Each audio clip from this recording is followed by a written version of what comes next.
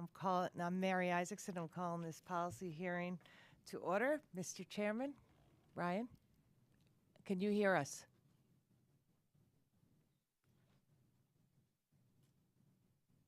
Hold on, we're having a technical difficulty.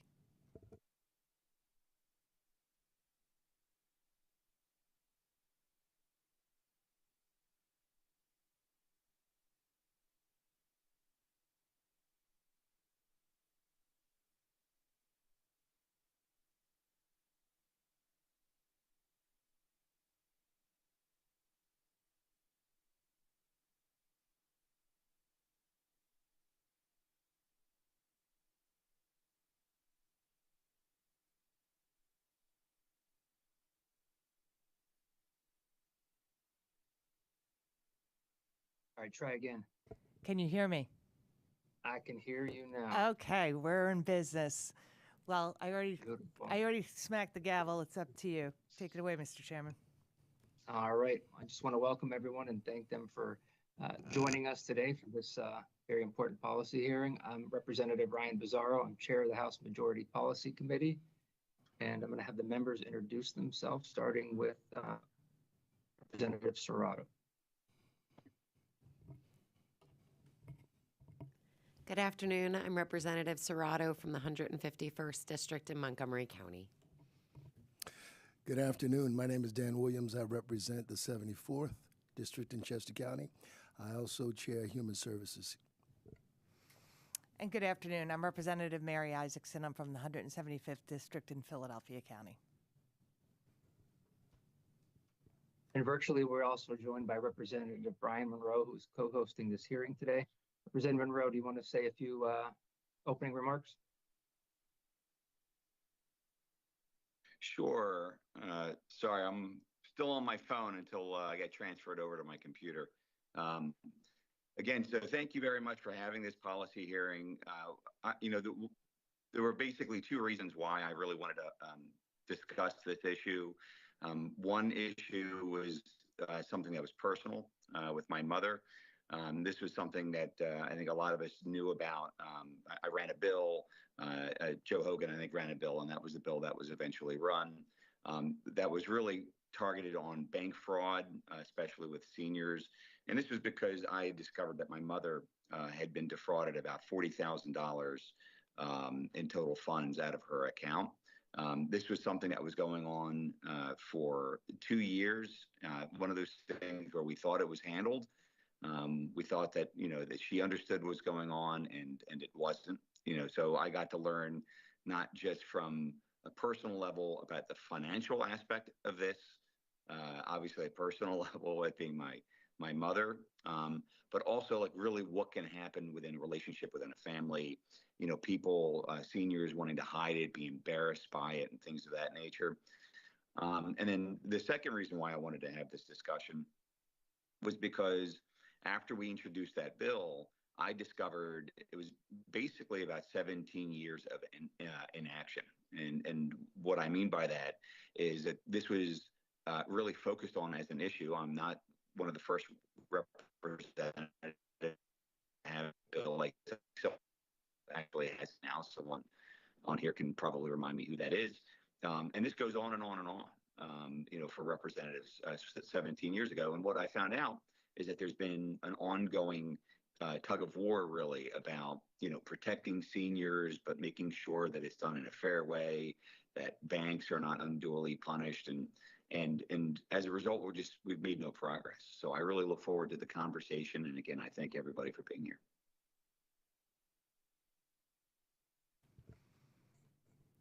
Thank you, Representative Monroe, and thank you for bringing this topic up so that we could have this informative hearing. I very much look forward to everybody's testimony. I would just like to give the members who have joined us an opportunity to introduce themselves. Good morning. Thank you. State Representative Jeannie McNeil, 133rd District, Lehigh County. Hi there, State Representative Nikki Rivera, the 96th District, and I'm in Lancaster City. Thank you. And for the testifiers and guests that are here today, we have numerous committee meetings going on all over the building, so people will be coming and going, and we'll try and acknowledge them as they come. And before we start with our first testifiers, I would like to ask everybody in the room, please silence your cell phones so that we're not interrupting testimony and we make sure that we're able to have an honest and good discussion. And with that, our first panel is all seated and ready to go. And we have Kate Kleinert. Yes. And Bill Moyer. And I'm sorry that you have to come and testify as victims of these online scams, but I look forward to hearing your testimony. You may begin. Just make sure the green light is on so we can hear you. Yes, thank you. Good afternoon, Chairman Bizzarro, Representative Monroe, and members of the House Democratic Policy Committee. Thank you for allowing me to speak today. I was not looking for love in all the wrong places. I wasn't looking at all. At the time of my, time of my scam, I had been widowed for 11 years, and we were in the midst of the lockdown due to COVID. I never, ever accept a friend request on Facebook from someone I don't already know. But for some reason that day I did. The request came from a very handsome man dressed in medical garb, a white coat and scrubs. He had studied my profile on Facebook, and he knew a great deal about me. Tony, as he told me his name was, asked me to download Google Hangouts so that we could talk. The apps are completely untraceable, but I have to admit that it was nice just having a conversation with a man again. Every single night, he called and would ask, "How was your day, honey?" No one had asked me that since my husband had passed away. And in all the many, many conversations that we had, he never used my first name. It was always honey, sweetheart, babe. And that's so he didn't get my name mixed up with the other 45 or 50 women he was scamming at the same time. If he had called and said, "I love you, Joanne," we'd have ended this a whole lot sooner than we did. Every single night he called, and it was wonderful. Tony knew from my profile that I did not have children, but that I had taken in hospice dogs after my husband passed. I had 6 of them, and Tony learned all their names and could recognize their barks and their whining in the background when we were on the phone. And it endeared him to me. He took the time to learn all that. Tony got romantic by the second week, but I was pushing back. He never asked for money until 3 or 4 months into the relationship. And by that time, we talked, 5 or 6 times a day, and I trusted him. He began by asking me for a $100 gift card here, a $50 gift card there, but the big request came for airfare to get him to Philly to meet me. And of course, he never showed. Once I realized I was being scammed, my heart shattered. Losing the money is devastating. Losing the love and the life I thought I was going to have, that was more than I could handle. And I cried for days.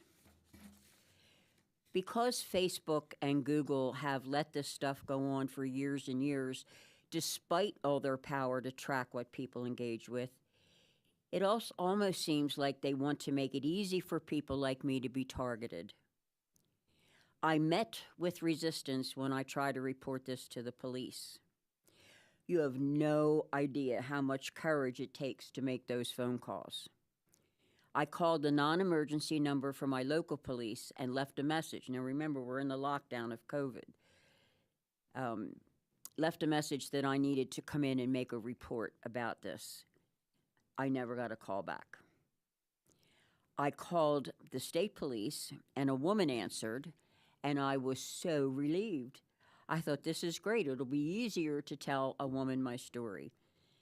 And when I started to tell her what was going on, she stopped me and said, "Why are you calling here? There's no crime here." And of course, I was very fragile then, and I started to cry. And she said, "You willingly gave him that money, hun." And she hung up.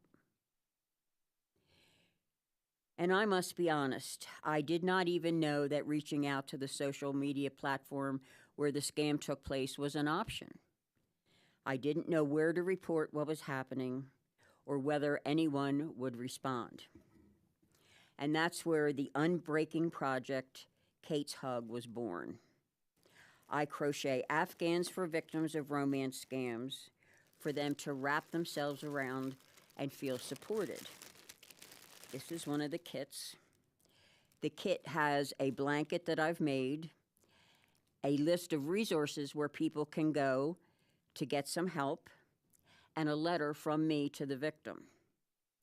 The catch is, I give these kits to law enforcement free of charge so they can give the kit to the victim.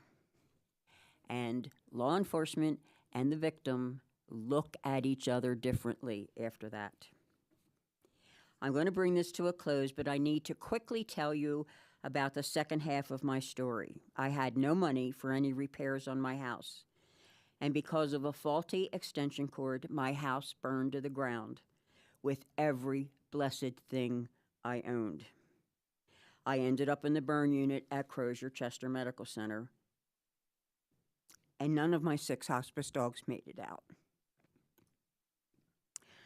I share my story not to embarrass myself, but to shine a light on how social media can be used by scammers to target victims and build trust.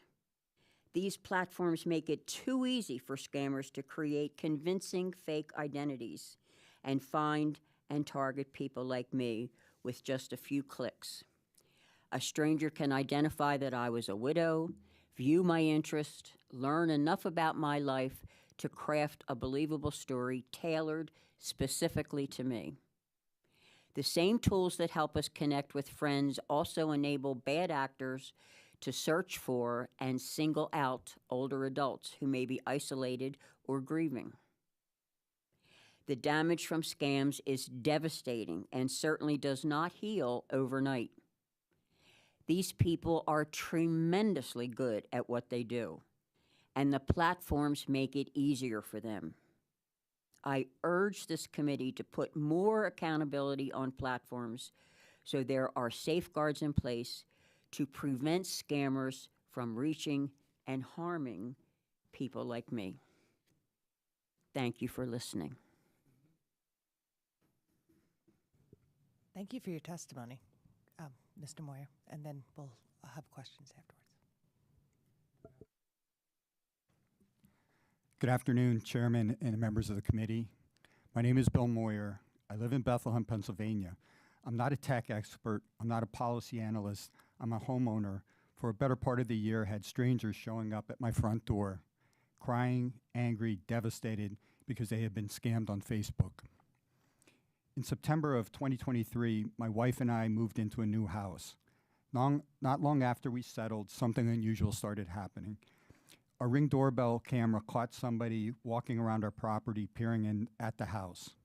Then another person showed up, pacing in our driveway on their cell phone, and before coming to bang on the door, not press the doorbell. When I answered, he was furious. He said he was here to pick up his puppy. I had no idea what he was talking about, but he did. He found on Facebook page advertising Belgian Malinois puppies for sale, run by someone calling herself Ginger Malinois. He had put a $800 deposit up front for the puppy. The page looked professional. The photos were convincing. The puppies had names.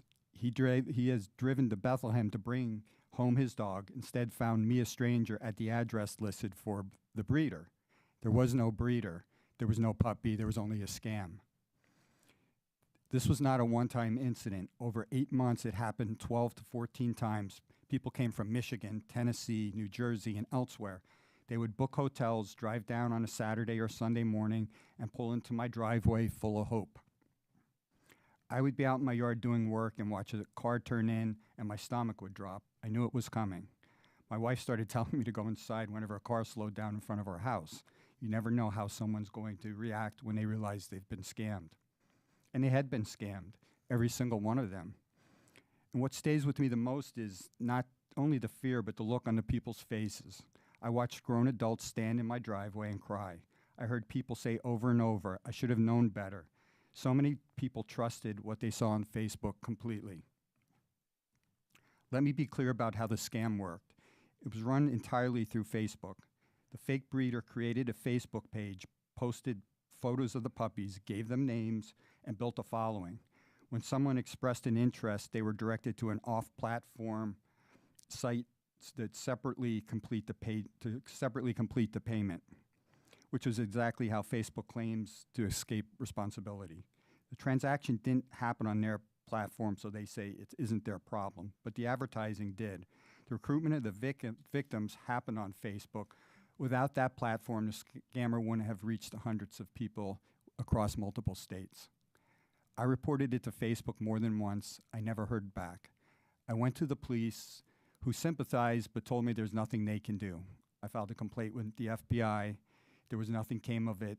I attributed the lack of response due to the fact that I personally wasn't financially impacted. Then the Better Business Bureau started sending me threatening letters because my address was used by the victims filing complaints listing my home as the business location. I had contacted the Better Business Bureau myself and repeatedly to explain that I was a victim too, and at every turn there was no clear path forward, no accountability, no one willing to act. Meanwhile, the Facebook page stayed up. Weeks passed, months passed, people kept coming to my door. It wasn't until a local news station ran a story that things finally began to slow down, not because Facebook acted, but because media attention scared the scammer into eventually going quiet.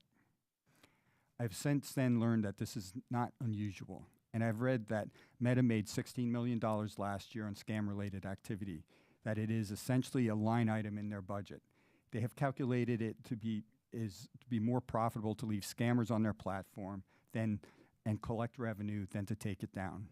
If that is true, and I believe it is, then what happened in my driveway was no accident. I'm here today because not because I personally lost money. I'm here because I watched what happened to the people who did. I stood in my yard and witnessed the aftermath of what happens when a billion-dollar platform ignores what's happening and fails to protect trusted users. Those people who showed up at my house, hopeful then heartbroken, deserve better. They trusted a platform that is a household name and a platform that failed them. Facebook built this platform and let the scammers run wild on it, but they left my innocent family to answer the door. I'm grateful for this committee, the hearing that this is being held today. I hope my story helps you and understand that this is not an abstract problem. It showed up at my front door over and over, wearing the face of someone who just wanted a puppy. These are real people, and they need real protection, and so do the rest of us. Thank you. Thank you for your testimony.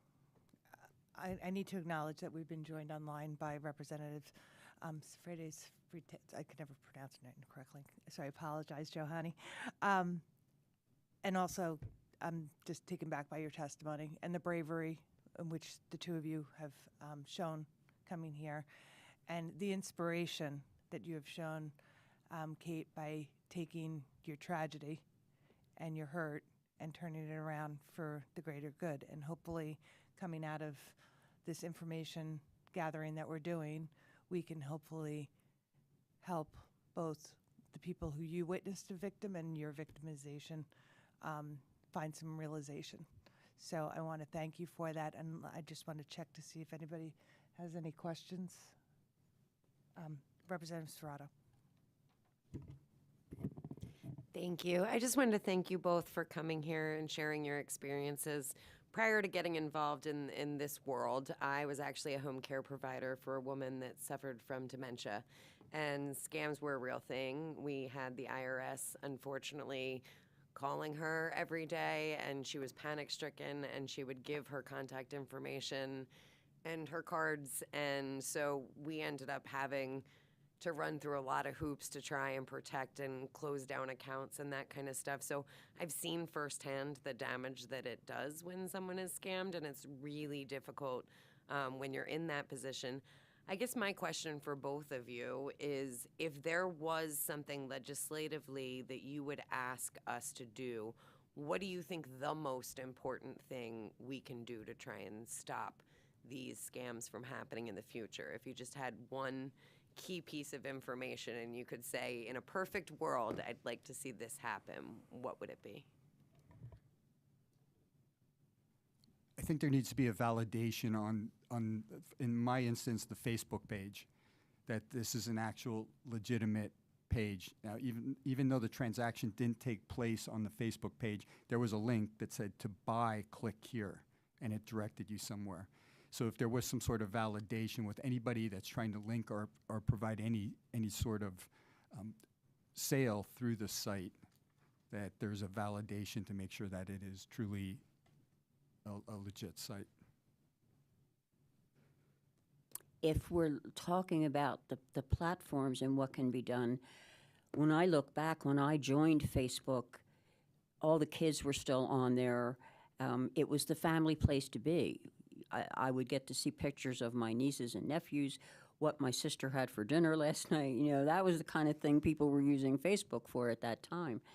I signed up. I look back at my profile at that point and cringe. I put widow because I was. You know, I had no idea that listing myself as a widow could be dangerous. I had no idea what it meant to put parameters on my profile page, that I didn't have to make it public. What does that mean? I had no idea. So if there were some kind of cautions or instructions or explanations about what information are you sharing and do you really want to put all this out there? You know, it was a long time before I learned that I needed to be better at joining these. That Facebook is the only one that I'm on, but I had no idea what I was doing. I'm not stupid, but just was not aware of this program and what it could do and how far it went. Thank you. Chairman Bizarro. Thank you. And Representative Spada Freitas, thank you for joining us today from virtually from Berks County. And to our two testifiers, thank you for sharing your story with us. So what does justice look like for you? Not just for you personally, but for other victims who are experiencing similar things that you're experiencing, that you've been through? Wow.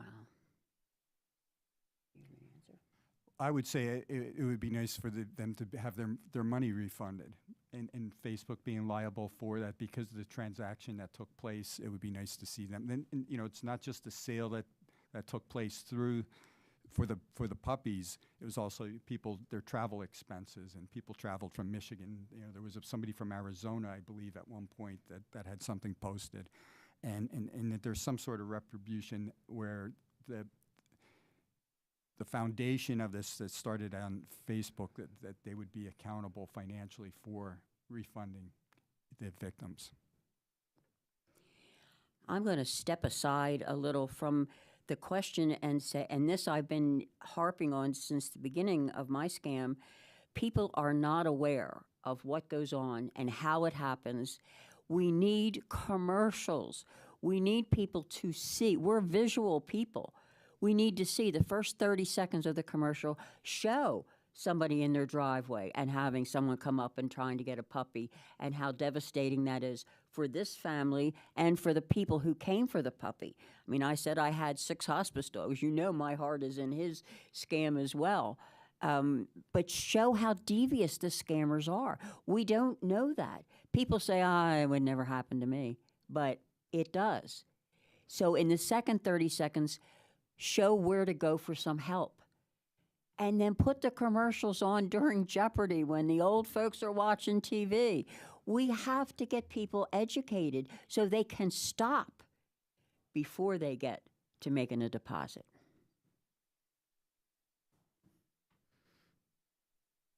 Thank you so much. Representative Brian Monroe.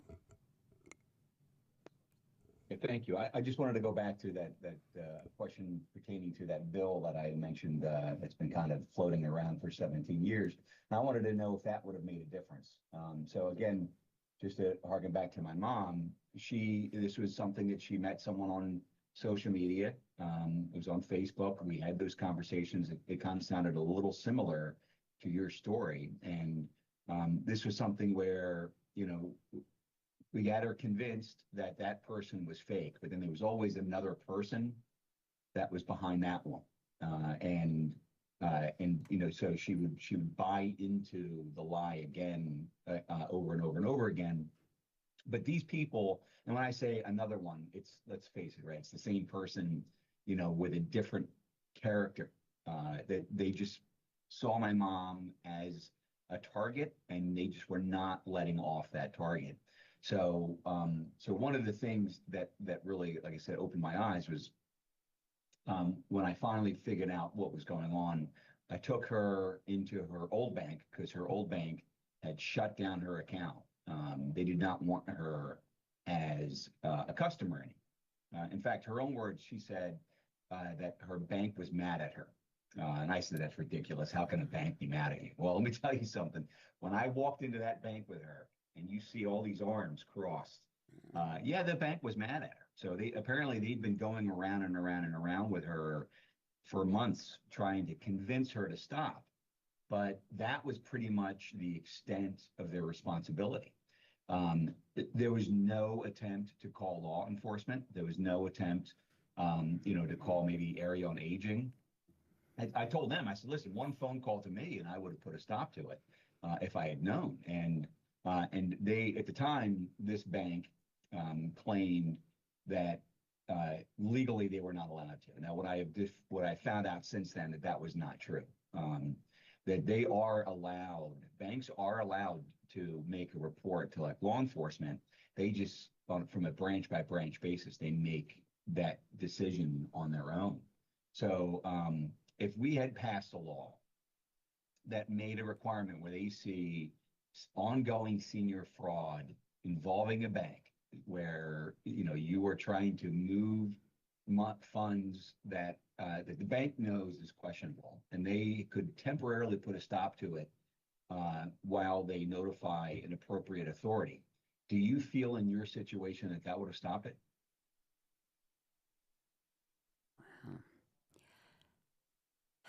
If I'm honest about that, I think during the height of my relationship with Tony, if someone had tried to stop the money, I would have been angry, because I don't understand the psychology of what happens when these people pull you in. Think there is a bit of the Stockholm syndrome with this, because now I am a speaker. I go out and speak about this anywhere I can go. But I speak to so many people one-on-one afterwards, and they say, yeah, I know I'm being scammed, but he loves me. How do you get around that? What do you do with that to help people understand? This is a scam. He doesn't love you. But I think I would have been upset about somebody trying to do that to me in the midst of it. So I don't know the answer to that. We need some help understanding what happens to people when they're pulled in by a scammer. And to be clear, I'm sorry. Go ahead.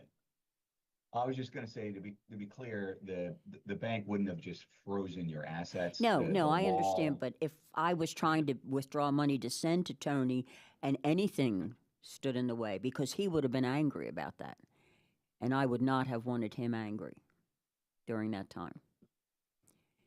And I do have a follow-up question. Did you, once you realized that this was a scam, and you were fully there, you understood what was going on, were there other attempts, to either a fake FBI agent coming in to investigate, local law enforcement that wanted to charge you money? Were there other secondary scams that happened once you kind of shut that door? I am the queen of being scammed. My name, and I've been told by scammers, my name is on an international list, has been sold around the world more than once. Since October of 25, I have had 6 debit cards. Someone breaking in and using them. My credit cards, I'm changing them all the time, even though things are frozen, whatever. But constantly, constantly. And once you've got that S for sucker on your forehead because you went and bought a gift card or the crypto or whatever it is they're after, boy, you are on the list. I get calls all the time. I'm getting friend requests from people who are using the same pictures that I got the first time around. So, and I didn't know I could check identity, do a reverse scan on those pictures. The man whose pictures are being used is a very successful doctor in South America. He is a real doctor and has tons of pictures out there. He is the mascot of the Yahoo Boys in Africa because he's got, who wouldn't want a doctor asking them for a little romance?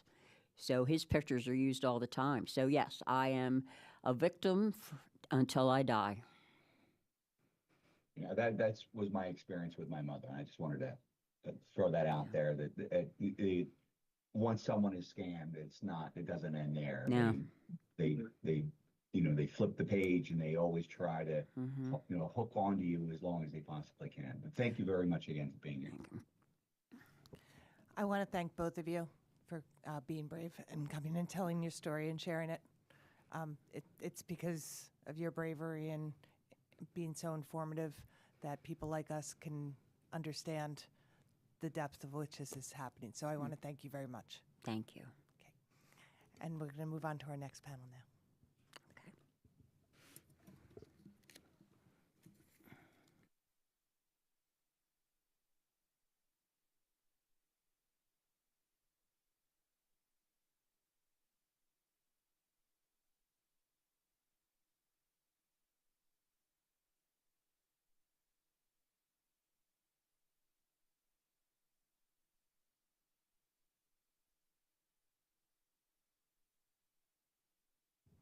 Mike Crossey?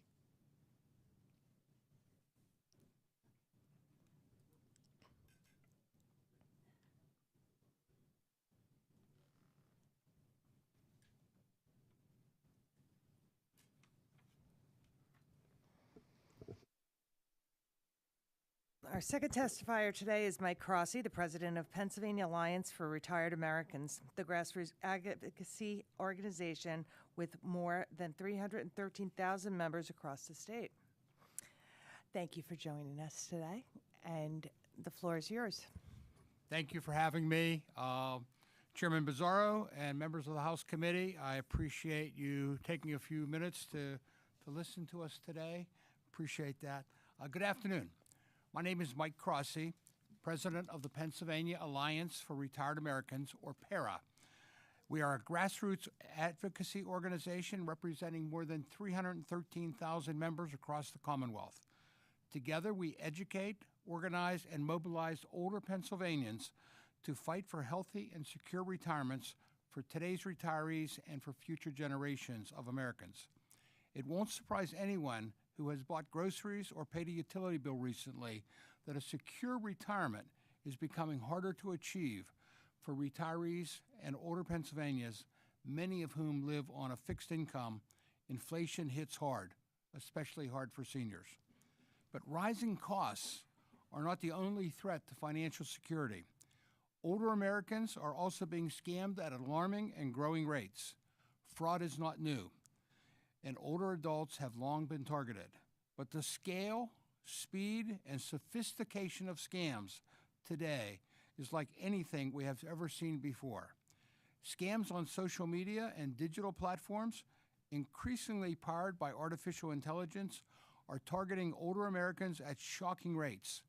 These scams threaten financial security, privacy, and peace of mind. That's why the Alliance for Retired Americans and PARA have launched a year-long national Stop the Scam campaign to help older adults stay safe online. share their experiences, and demand stronger protections. Federal data shows billions of dollars are lost every year. Older Americans are disproportionately affected. In 2024 alone, older Americans reported $4.8 billion in losses from internet scams, a 43% increase from the year before. Social media is now the leading contact method for fraud targeting adults aged 60 and older, both in the number of cases and in total dollars lost. These scams are not spreading by chance. They are spreading because tech platforms provide scammers with powerful tools to find and target victims at scale. Closer to home, Attorney General Sunday says Pennsylvania lost more than $75 million in 2025 to scammers, most of which has been fueled by artificial intelligence. And we know these numbers are only part of the story.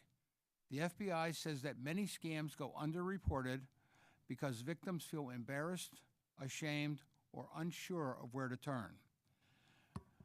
This is not abstract. It is happening right in our communities. One of our para-members, a lady named Kathy from Philadelphia, received a phone call that appeared to come from her bank. The caller told her there were suspicious purchases made in Atlanta and asked if she had made them. She had not. The caller said that he would close her account and open a new one to protect her. As part of the process, Kathy received security codes by text and was told to read them aloud, which she did. When she later checked her account online, she discovered that $1,500 had been moved from her savings to her checking account and then sent through Zelle to someone the bank could not trace. Kathy was fortunate. She contacted her bank quickly and was reimbursed. Bank staff later explained that scammers had spoofed the bank's phone number, making the call appear legitimate. That story has a positive ending. Most do not. Kathy knew to check her account online. Not everyone can or understands when they should. She reported the fraud quickly before additional losses occurred. And she benefited from consumer protection laws that sometimes require reimbursement. But those precautions are not necessarily available to everyone who loses money in a tech-enabled scam. For example, we have Alliance members who have been scammed on Facebook. They thought they were purchasing an item from a company they knew, only to realize too late that the company had been impersonated and that there was no way to recover the money, and couldn't even figure out how to report the problem to Facebook. Fighting these scams is going to take all of us. At PARA, we're now making education a key part of our programming. As part of the Alliance for Retired Americans, we have launched the Stop the Scam campaign, an initiative designed to combat the rise of AI and social media scams targeting retirees, educating seniors about the risks, providing tools to recognize warning signs and protect themselves in a critically important part of the campaign. But education alone cannot solve a problem that is operating at industrial scales. We need legislators and regulators to create stronger safeguards, stronger enforcement tools, and to demand greater accountability from the technology platforms that allow these scams to spread rapidly and at scale. We also need policymakers to listen to older adults. These harms are happening to real people in every community across the state, and the consequences can be devastating, financially, emotionally, and psychologically. Because protecting retirement security in the modern world requires more than helping avoid scams. It requires building a digital world that is safer by design, where platforms take responsibility, safeguards are strong, and all consumers are truly protected. Thank you for listening today.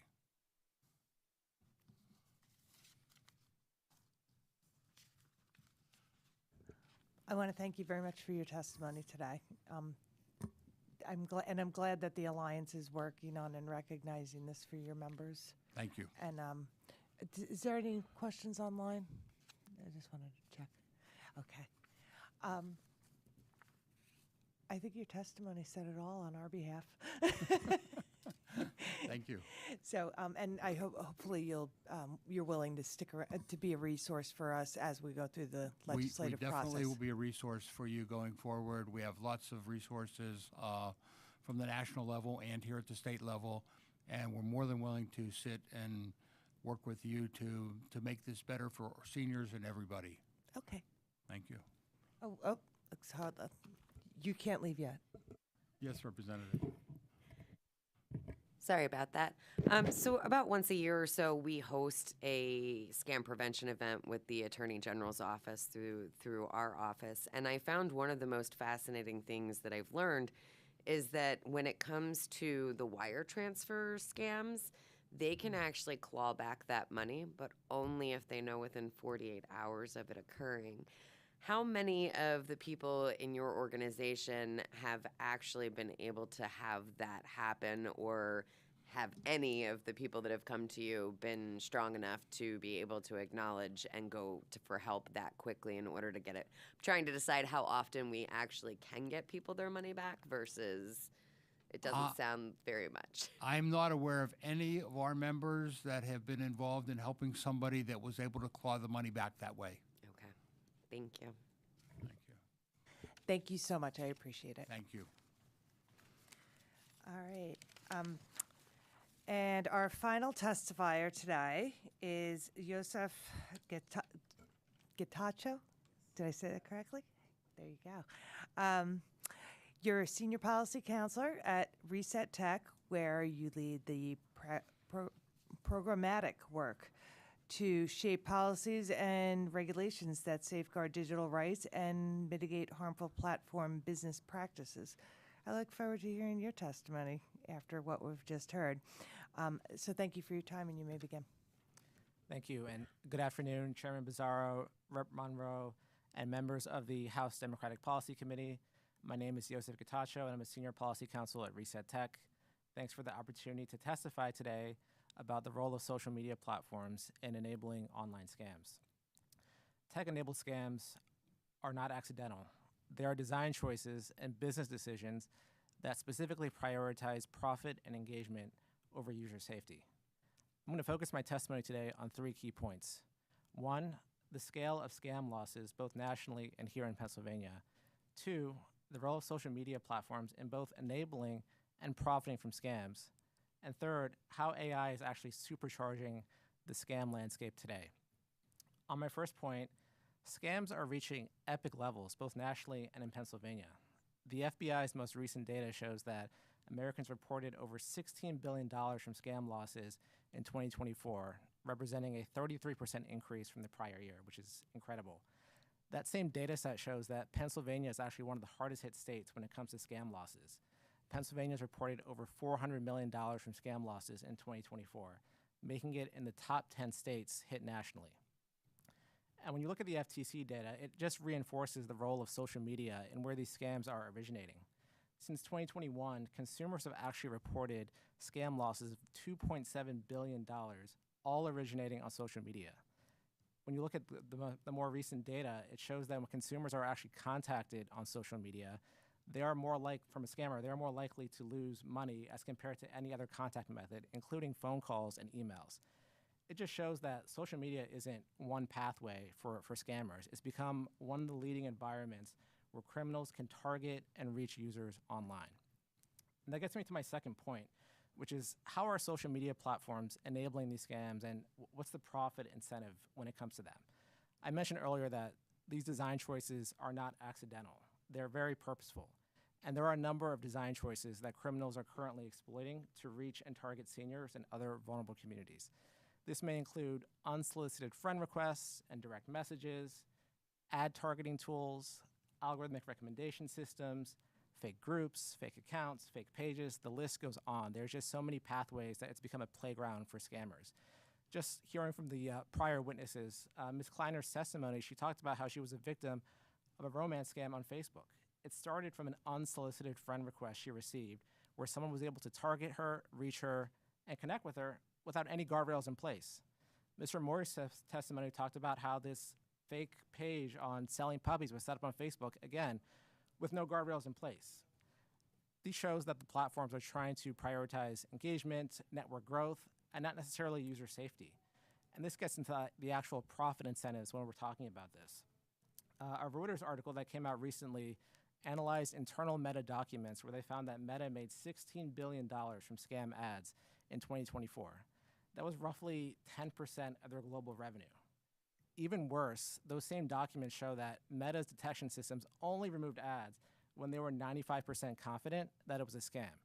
So when they weren't that confident, what Meta actually did, according to these documents, was just charge those potential scam ads more money to run those scams. So ultimately, Meta was potentially profiting from potentially fraudulent content online.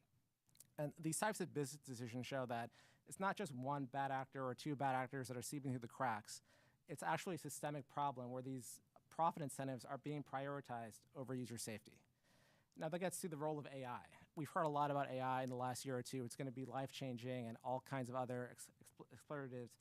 But really, we've seen how AI tools like chatbots, video generators, image generators are actually being used to spread scams at scale.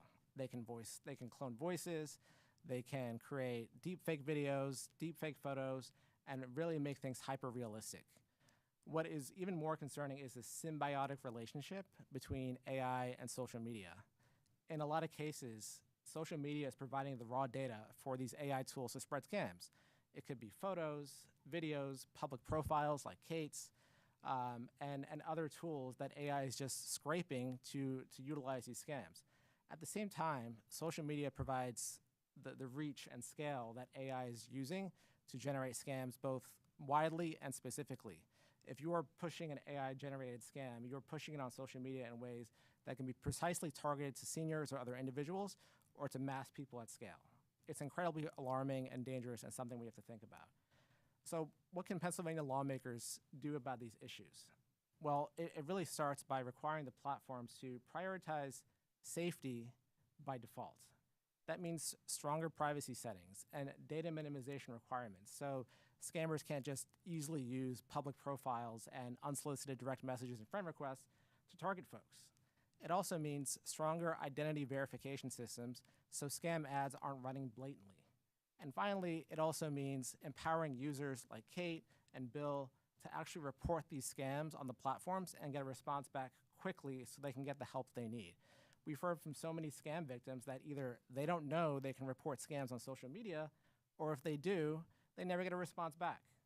So this ultimately comes back to shifting the burden from scam victims and putting it on the platforms to take responsibility for removing these scams and making sure they're not spreading rapidly. Thanks again for your time, and happy to answer any questions. That was a lot to digest. Just quick with regard to the AI interaction, as it develops, and it is quite far-reaching, as we know, not just to seniors, but certainly I'm on the education committee, and we have a lot of anticipated things we're going to need to do with regard to AI in education. Yeah. But like with is there a way for that perhaps we could get the social media companies when they know something's a scammer so that the AI is putting that out there for like the Google search? Do you understand what I'm saying with like the interactive of it? There are detection systems that platforms have that utilize algorithms and AI tools to detect fraud. Now, there are policies we can push to require them to greater use these detection systems and make sure that they're actually doing their job to detect fraud. So in the Reuters example I mentioned, Meta's detection systems only remove fraud when they're 95% certain. I think there's ways to expand that and ensure that if AI is being used, it's removing all scams everywhere, not just when they're 95% certain. Well, perhaps they should be removing them when they think that they Yes. In the forefront, not Yes. waiting for it to be 95. Let Correct. the person prove that they're not. Right. Might be the reverse we need to talk to them about. Okay, thank you. I see Chairman Williams has a question. Madam Chairman, thank you. Chair, thank you. I just have a clarification by way of a question because I appreciate the testimony. Actually, my head is spinning, particularly around the idea of the profit incentive related to design choices. But I want to make sure that I heard you correctly. Did I hear you say that Meta made 16 million or 16 billion? 16 billion with a B. Thank you.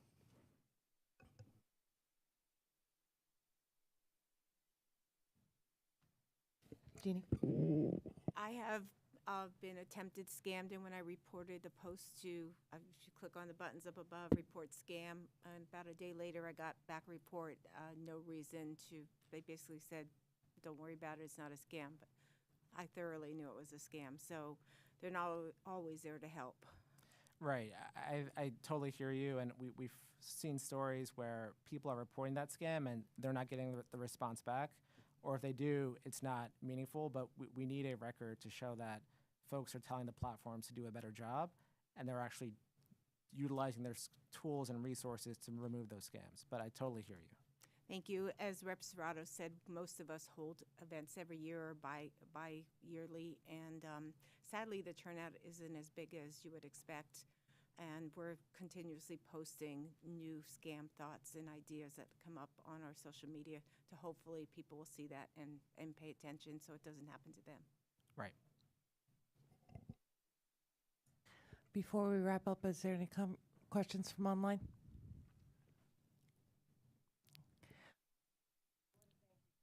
I want to thank you for your testimony today. As you can see, you made all of our heads spin a little bit, and you know, my kids are like 22 and 24, so they understand like all the online stuff, and that's where I hand phones over. It's like, can you fix this kind of thing? So if I'm doing that, I can't imagine what it's like for very hard. somebody, especially like the examples we had testify today. So thank you for your work in this area, and hopefully you'll be able to be a resource for us as we move forward. Absolutely. Thank you all very much. Okay, thank you.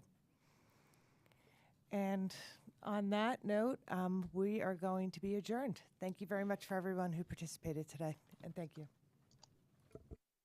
Thank you, everyone.